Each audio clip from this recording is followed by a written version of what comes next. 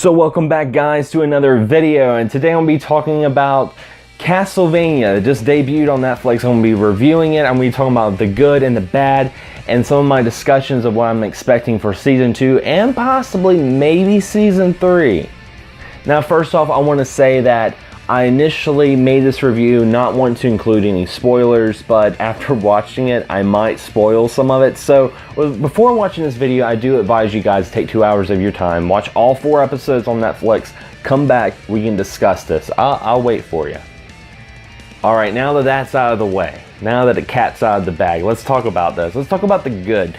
First off, when I initially heard that Castlevania was getting a series, it was originally going to be a television series, I was very nervous because Nickelodeon was doing it.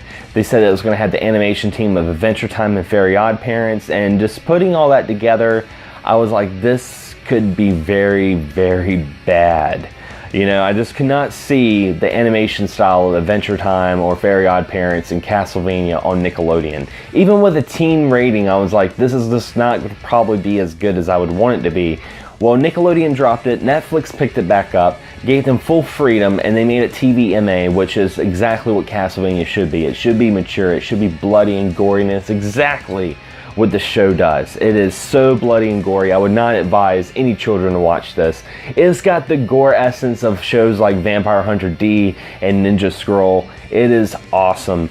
And what I really like about it is they really handled the Castlevania lore. Now the Castlevania lore is very interesting in the sense that Igarashi, when he took the timeline and made it more into a genealogy kind of essence, it has the story and it has the history, but at the same time it has enough essence to it that someone can take it and interpret it in certain ways that they can make it their own without losing that Castlevania feel. And that's really what they did. It's based off of a prequel to Castlevania 3. So you got Trevor Belmont, Alucard, Cypher Belendez, and of course one character that was not introduced, which I will discuss in my season 2 predictions, but they did a great job. They did a lot of nods to fans. They had a lot of Easter eggs, from Dracula with bloody tears to the clock tower to even Cypher Belendez. You know, when Trevor originally thought that she was going to be a male and turned out to be a female,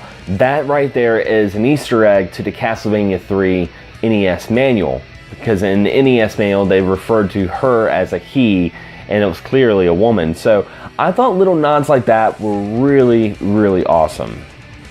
I have to say all the characters are very likable. Even Dracula. Dracula was actually very likable. There was not one time that I was like hating Dracula. Even though he's the bad guy, he's the one they're going against. He was a very tragic character, and it really showed the corruption of religion and science for those times. It did not feel like a weird subliminal message of modern society. It felt like it fit in the Castlevania world. It made it feel more realistic. So I really liked that they did that you saw some of the wrongs that the church was doing, not just Dracula himself, and it really makes you ask, who is the monster of this series? Now, Trevor Belmont was a very surprising character because I was expecting him to just be very heroic. You know, if you were following the Castlevania timeline, the Belmonts are very much loved by the church. They serve the church. They're like the church's, you know, superheroes, where they took a different approach in the fact that the Belmonts were exiled. You know, the Belmonts were not, you know, not liked by the church whatsoever. Actually, no one likes the Belmonts, and I thought that was really cool and add a little bit more diverse charisma to Trevor Belmont. He was a drunk. He was a tragic hero. He was more of a vigilante, and I think that was a great add-on to the series. Now that's my good. That's my good. Now let's talk about the bad. The bad is it's way too short. It is so short. It's wow.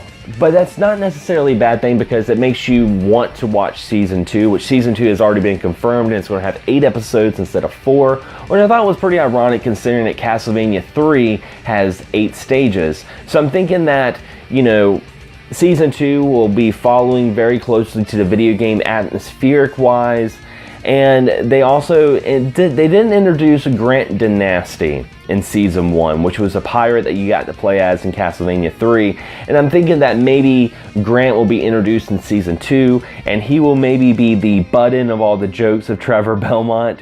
Maybe him and Trevor will clash along with Alucard, leaving Cypher Belendez to be the level-headed person in this group to kind of get all these, you know, alpha males to kind of come together and defeat Dracula. And I think that would be very, very cool.